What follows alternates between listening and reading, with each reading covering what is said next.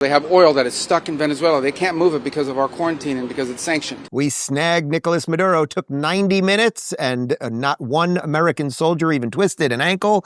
I think we have a picture. This was the famous picture of Maduro on board that Trump put up on Truth Social. And I thought we would start with this because regardless of what anyone thinks of any of this, the real question at this point is what is going to happen with Venezuela going forward? Well, Secretary of State Marco Rubio, who was born for this job, he laid out a threefold plan.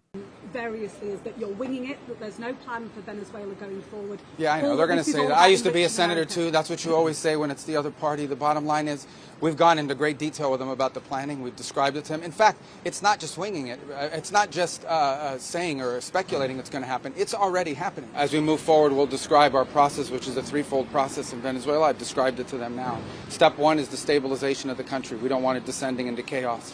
Part of that stabilization, and the reason why we understand and believe that we have the strongest leverage possible, is our quarantine. As you've seen today, 2 more ships were seized. We are in the midst right now and, in fact, about to execute on a deal to take all the oil. They have oil that is stuck in Venezuela. They can't move it because of our quarantine and because it's sanctioned. We are going to take between 30 and 50 million barrels of oil. We're going to sell it in the marketplace at market rates, not at the discounts Venezuela was getting.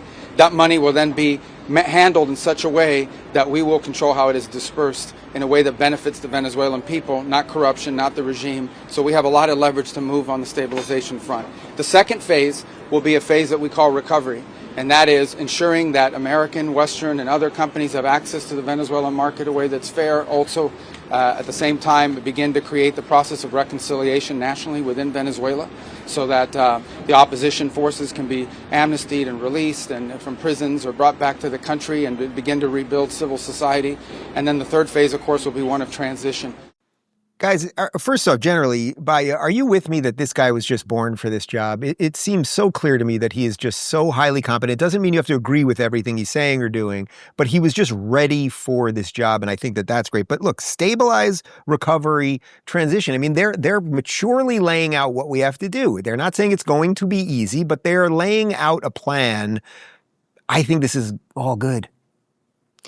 What was so amazing was watching the Democrats spin their wheels.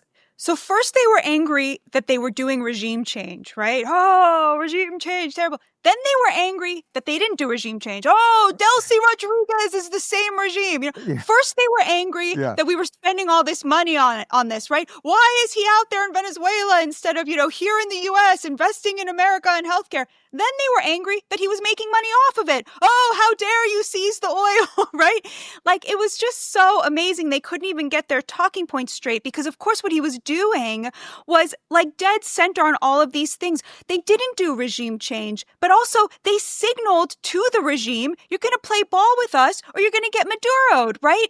They didn't steal the oil. What they said to them was, your oil now is under our rubric. You're going to sell that to our satisfaction because we have a blockade on you, and that's how blockades work.